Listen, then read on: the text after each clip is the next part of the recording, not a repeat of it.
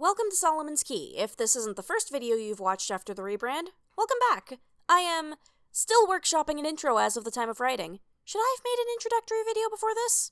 Yes. Did I intend to? Yes. Did I feel like it? No. Anyway, I'm sure you all know that my most viewed video to date was a certain Creepy Crew video from Jesus Christ, 4.5 years ago.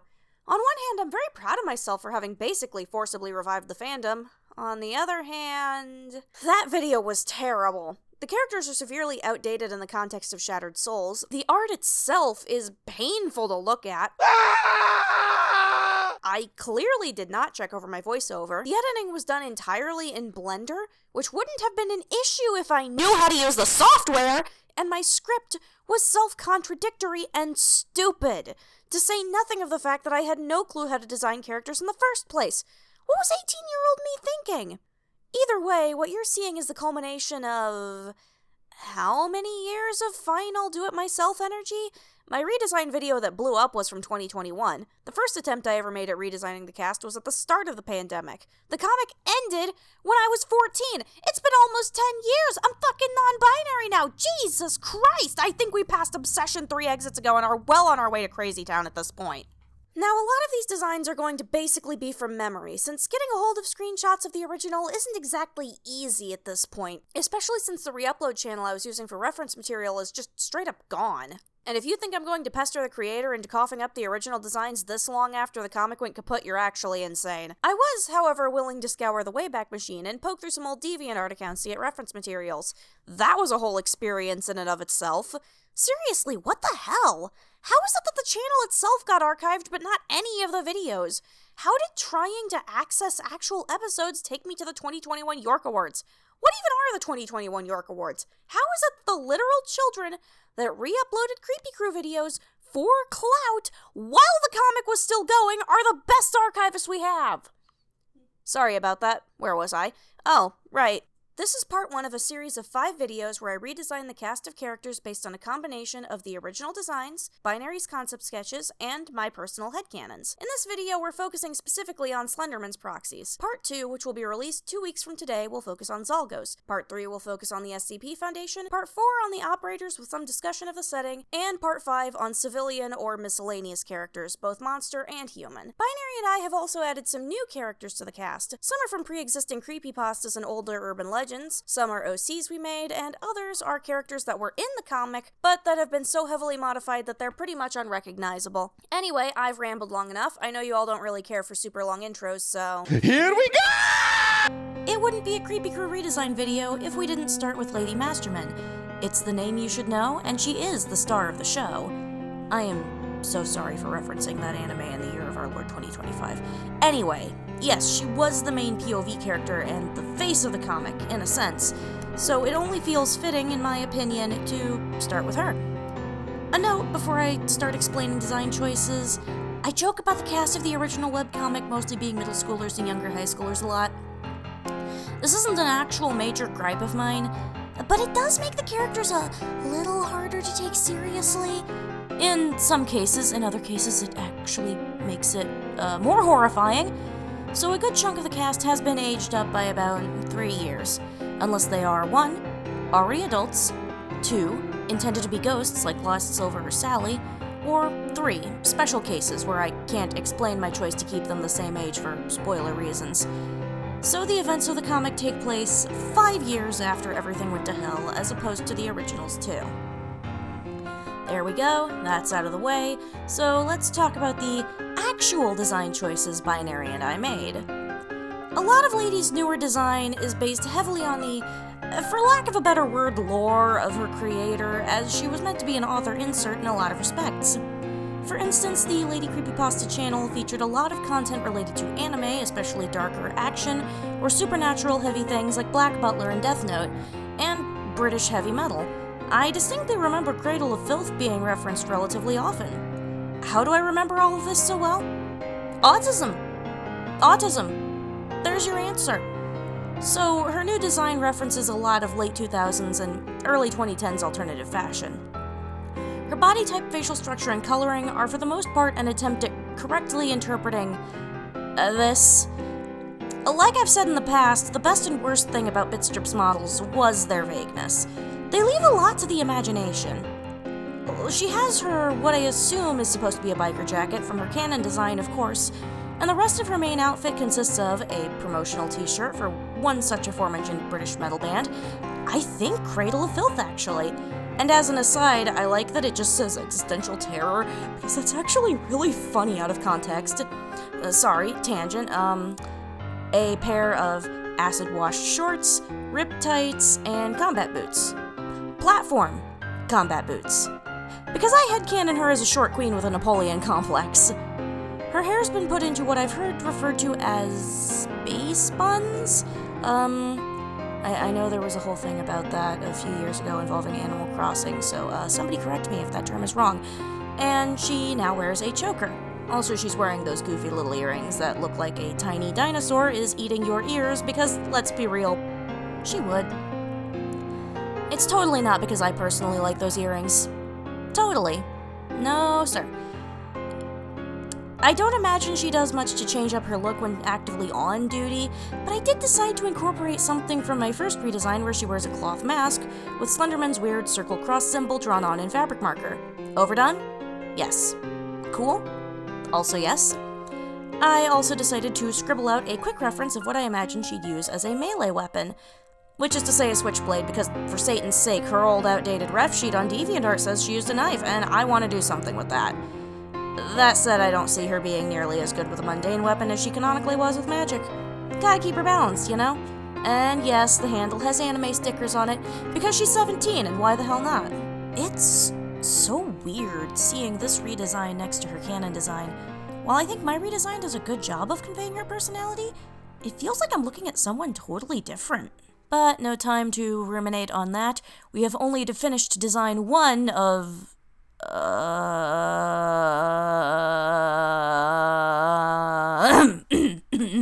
Moving on, Lou got... I won't say a major overhaul, but he did get flavor blasted. So now instead of being an unseasoned sad boy, he's been completely covered in Silent Hill protagonist sauce. Which means he's still a sad boy. He's just more interesting now.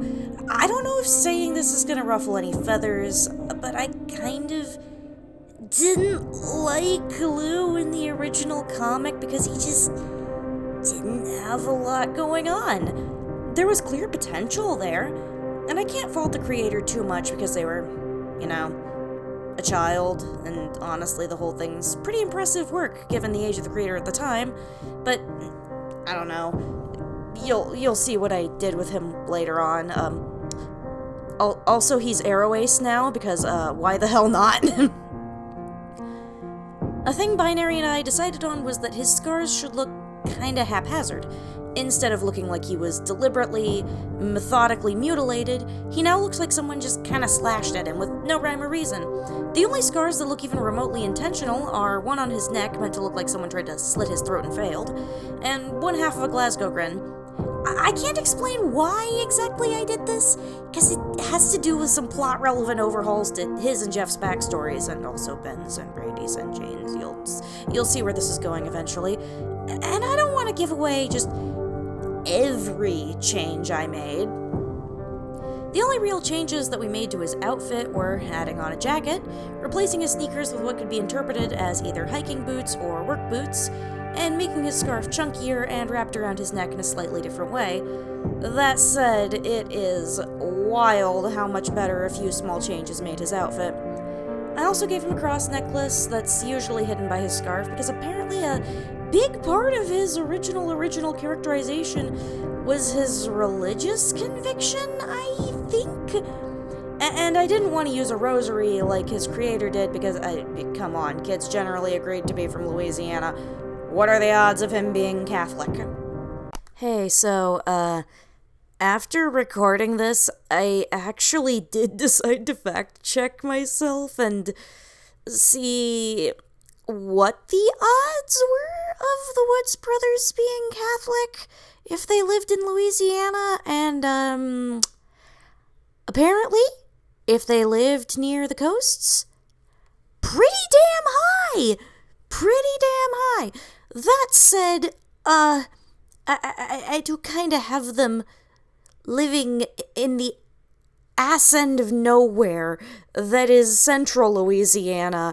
And I mean it when I say that. I checked on Google Maps. There's not a lot there.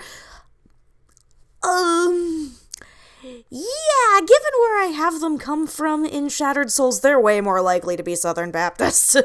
Then again, you can't always trust demographic maps when you're writing characters, so... Okay, back to the speed paint. Other than that, the main changes to his design were his hairstyle, body shape, and facial structure. He's definitely a lot more athletic than he was canonically depicted as, and if you remember what his deal was, that will hopefully make a lot of sense. He has a slight case of baby face, though I think the scarring probably counteracts that, and some aspects of his facial structure, such as having a shallower brow ridge and slightly longer, flatter nose, are the result of me doing what, like, half the fandom apparently does, and headcanoning the Woods brothers as at least partially Chinese. As for his hair, we didn't change too much aside from making it a fair bit messier. It's actually a little funny the way we ended up drawing it. It kind of looks like Sully's canon hairstyle. Yeah, have fun with that. There's Lou done. It's kind of neat how just a few design changes can wildly change the way a character looks. And yeah, he does kind of look like a Silent Hill protagonist. And now that I've put that idea in people's heads, if this video gets the kind of traction the old one got, then it's only a matter of time before someone makes a PS2-style low-poly model of this kid.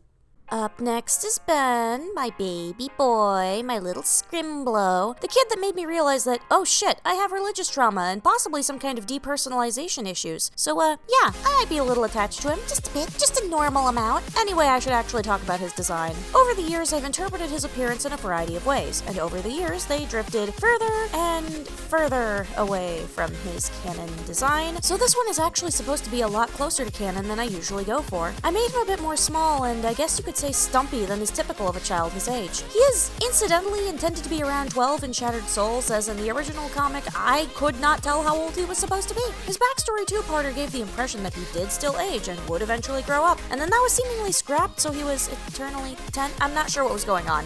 Yeah. Enough about that. Binary and I also decided to give him a few decidedly non-human features, such as giving him kind of droopy, pointed ears, little nubby horns, fangs, a kind of flat, heart-shaped nose, and starburst-shaped pupils. Aside from the teeth and pupil shape, these are kind of meant to resemble the features you expect to see on a lamb or young goat. Anyone who knows why I like this little guy so much will know exactly why I gave him these features, but for those who are unaware, Ben is, in the original comic, a demon, and that is all I will say on the matter. I went back to his canon eye color, which was a softer, slightly darker blue than what I used to give him, and gave him golden blonde hair because, to be honest, the kind of dirty blonde he was given originally looks a bit off, and Binary didn't like the cream/platinum blonde that I had given him previously. I also kind of last minute decided I wanted him to have naturally black nails that he keeps short and filed down both for convenience and for reasons you'll understand later. As for his main outfit, suffice to say, I did not like what we got canonically. I understand it was supposed to strongly resemble Link's Majora's Mask incarnation, but there is just something so weird to me about the fact that he's not wearing any pants. I mean, I understand he probably has shorts under there, but like, child, are you not cold? Also, I suck at drawing the specific kind of hat he was supposed to have. So, between that and a few species-related changes we gave Ben, he still has the tunic, belt, and boots from his canon design, but he also now has pants and is wearing a turtleneck sweater as an undershirt. And we got rid of the godforsaken hat. I was originally going to add an eye reference to his character sheet, but ended up deciding against it when I started making a quick sketch of him crashing out and realized, oh shit, this is actually way cooler with the shadowed face and the eye that's not fully visible being the glowy red one. Yeah, surprisingly, my favorite boy has a pretty simple design. I could talk more about him, but I think if I let myself do that, we'd be here all day. So let's just move on. And here's the fourth and final member of this protagonist ensemble. At least until a certain edgy boy joins the party. Follows the party at a safe distance so no one knows he's associated. same difference, honestly. That's right, it's Jeff, the killer, the most fangirled over, the stinky rat bastard man himself. None of this is an insult, by the way. He is so silly, and I love writing him. It's so fun. He reminds me of Isaac Foster. Sorry, tangent. Let's go over his design right quick. In a lot of respects, my interpretation of Jeff, not just in the Creepy Crew, but in general, hasn't changed that much in the past 4+ years. I mean, there have been bits of inspiration from stories I've since discovered, sneaking in, like the 2015 remake.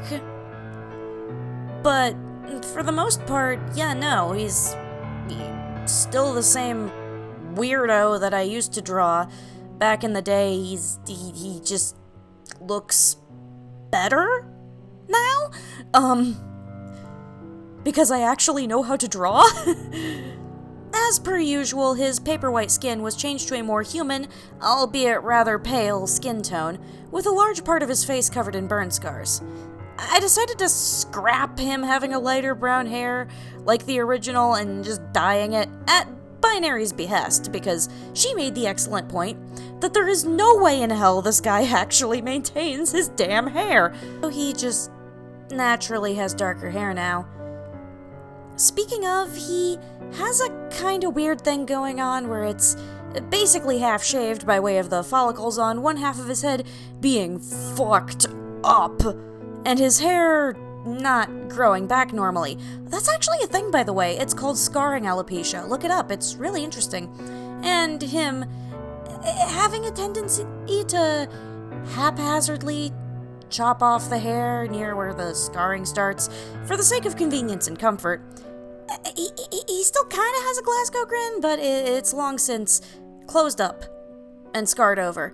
We decided to give him dark brown eyes as opposed to blue or green, mostly for reasons of genetics. One of his eyes is basically stuck half-closed because of scarring, and like Lou, he has a somewhat longer nose and flatter face. As for his main outfit, it's pretty close to his canon one, save for being very worn-looking and covered in dried blood and full of holes. I ended up deciding to keep an element from the old bad redesign where he's wearing full-on work boots, and they're the best quality article of clothing he owns. Yeah. And of course, I had to include a little rough of his preferred weapon, the knifeu that he's gonna use to end people's fucking lifeus. Why the fuck did I put that in the script? Is anybody even going to know what I'm referencing there? Never mind. I choose to believe he's no longer stupid enough to use a kitchen knife or something similar that does not have a fucking guard, because that way lies running the risk of slicing off your fingers. I like to think he has smaller scars on his dominant hand because he used to be, as a matter of fact, that stupid. And there he is. There he is! My god, he looks so scrunkly. Just as intended, I'm certain. That wraps up the main four, which means it's time to move on to the rest of Slenderman's Proxies. Anyone here remember Patchwork Alice? I remember Patchwork Alice. I really, really like her in concept. Mad seamstress with a slightly unhealthy obsession with rag dolls and a proclivity for using human-sourced materials. Amazing. Peak character, if I'm being honest. It's done a lot, but really I'm not surprised. However, her design in the comic is, well, look, I understand that Bitstrips was an extremely limited medium, and from what I remember, her design was supposed to be a lot cooler, but what am I supposed to do with this? To be honest, I've been holding on to this design for, I want to say a little over 6 months now. Honestly, I personally think it portrays the kind of character she's supposed to be really well. I did make a few changes from our initial design sketch, but I think my point still stands. Binary and I were kind of going for a mix of a sort of girlish cuteness mixed with, terrifying. And while our beta sketch was really good at conveying that, it was also kind of optimized for animation, so there wasn't much opportunity to add, detail. So rather than a simple dress that just happens to have a kind of cupcakey shape, I decided to base her design off of a sort of pastel gothic Lolita look. I believe I based her outfit primarily on a handful of references I found on Pinterest and similar sites, and maybe just a little bit of American McGee's Alice. I gave her your usual apron, but rather than it being specifically for fashion purposes, it's clearly had some practical use. By which I mean it's covered in blood worse than Jeff's hoodie. Her hair is tied halfway in a bun, and I have her wearing one of those little wrist-mounted pin cushions.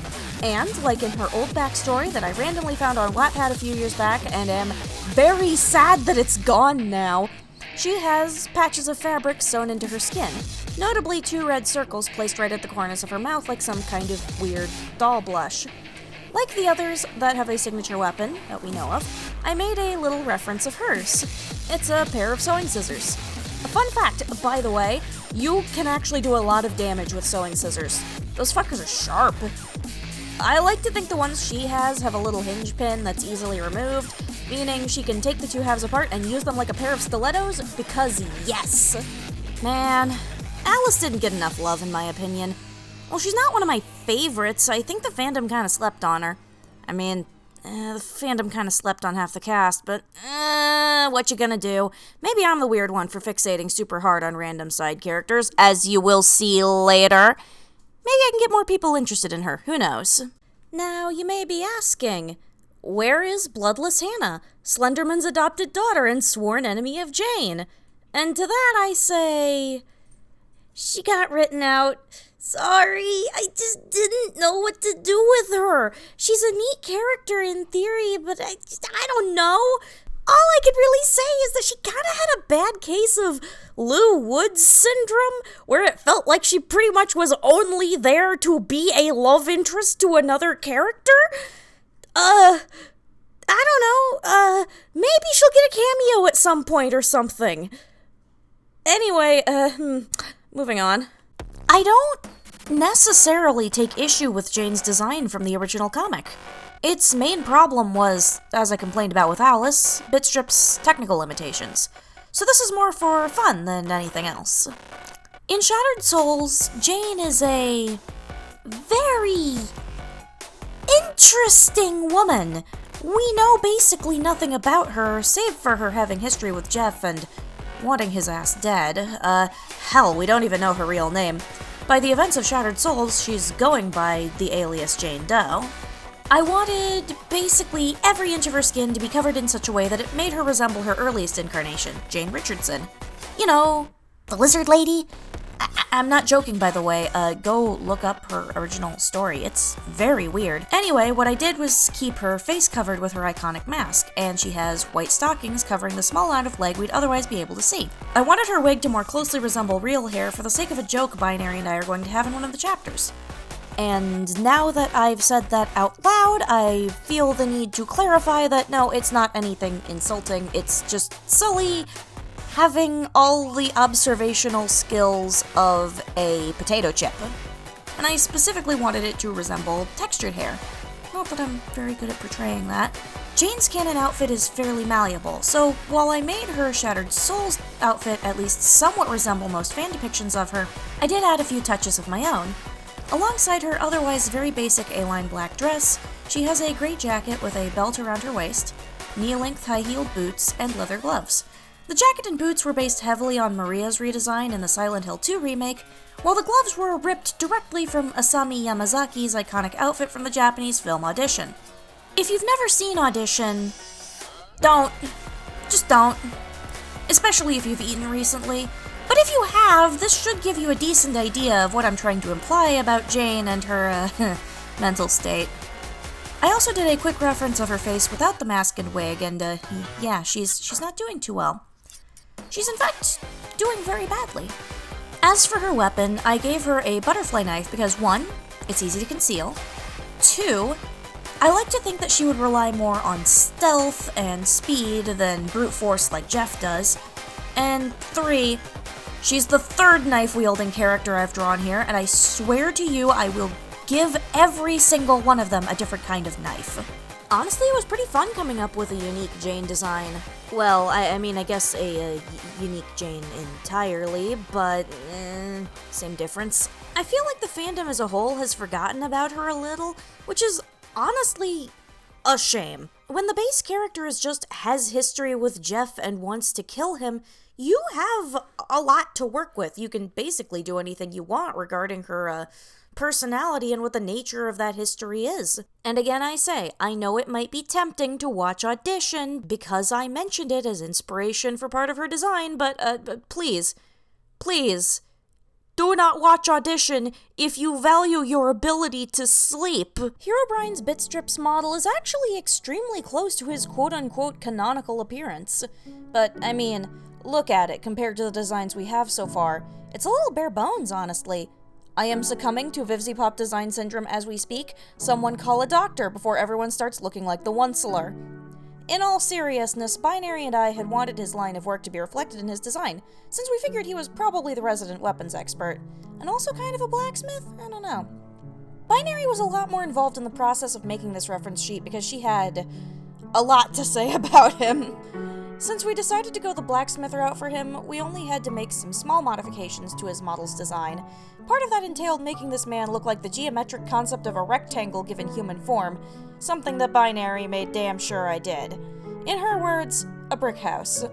The rest was just adding a leather apron, gloves, and work boots to his design and trying to correctly interpret the original Minecraft skin, since that and the Bitstrips model are pretty similar, save for the Bitstrips model being significantly more Caucasian. And since this voiceover is insanely short due to not having a lot to explain, for now you get to just listen to the background music while I finish his character sheet.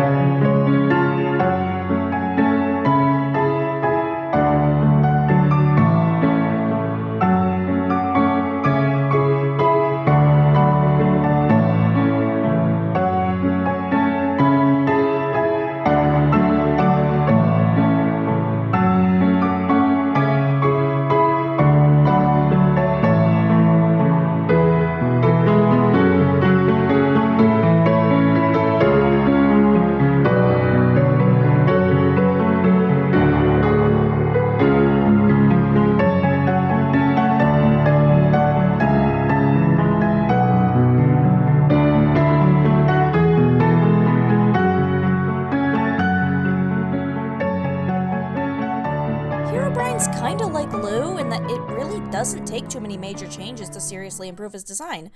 A lot of it was more interpretation than anything else. Oh god, I have to talk about the clown, don't I? Well, okay. Let's talk about the clown.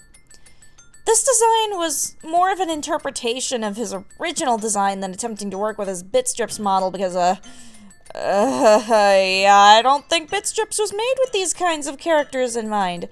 Which, yeah, let's talk about that. I imagine the discomfort in my voice is palpable right now. Given that most of what we know about Laughing Jack's species is that he's supposed to be some manner of magically charged living toy, we decided to lean into that and make his proportions downright cartoonish in such a way that I think if you saw this thing in real life, you'd immediately scream and run for the hills.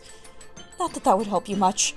So, while the proportions for his torso and legs are somewhere in the realm of reality, his neck is unusually long and his arms are meant more to resemble those on a rubber doll. That is to say, no noticeable joints except in the hands, which are unnaturally large and very, very long.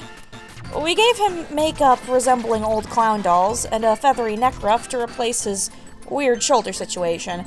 Said neck ruff wasn't meant to be heart-shaped at first, but I kind of did that by accident while making his ref sheet, and Binary loved it. We also decided that his mouth is just stuck like that, and he talks by moving his teeth instead of his lips. I did, make the decision to make sure that the skin tone I used for him was much colder than I would typically do. When I make a character that has white in their color scheme, especially if it is supposed to be part of their anatomy, like the whites of their eyes or their teeth, it's usually not a pure white, rather it's sort of a very pale orangey pink. In this case, though, I went with the extremely pale blue that I used to use for those parts of the body for his skin, because I wanted him to look artificial. Jesus Christ, stop looking at me. Ugh, this thing is unnerving. I feel like we're all gonna die in 7 days now that we've seen it in full. Let's just move on, shall we? Like Laughing Jack, Masky's design is more of an interpretation of how he's intended to look in his original source material, as opposed to his Bitstrips model. Unlike Laughing Jack, there's actually nothing wrong with said model at all.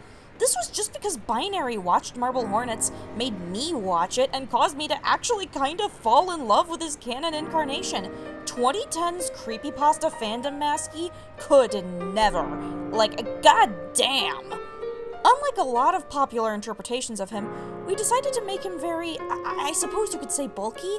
We wanted it to be very clear that this man is fucking strong and could probably pick up and chuck most of the younger characters, including Jeff, who is taller than him.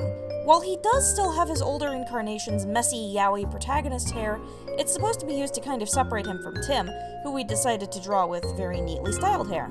His clothes are supposed to be very practical for outdoor use, especially in colder environments, and sort of meant to blend into any surrounding foliage or poorly lit environments. In essence, it's meant to resemble the sort of thing you'd see a hunter wear. Like Herobrine, this guy needs little explanation, but before I shut up and let you all enjoy the speed paint, I need to tell you that I found this ancient Marble Hornets shitpost called Cooking with To the Ark, which was the apparent true origin story of the joke about Masky and cheesecake, despite it being a recipe for a probably inedible key lime pie.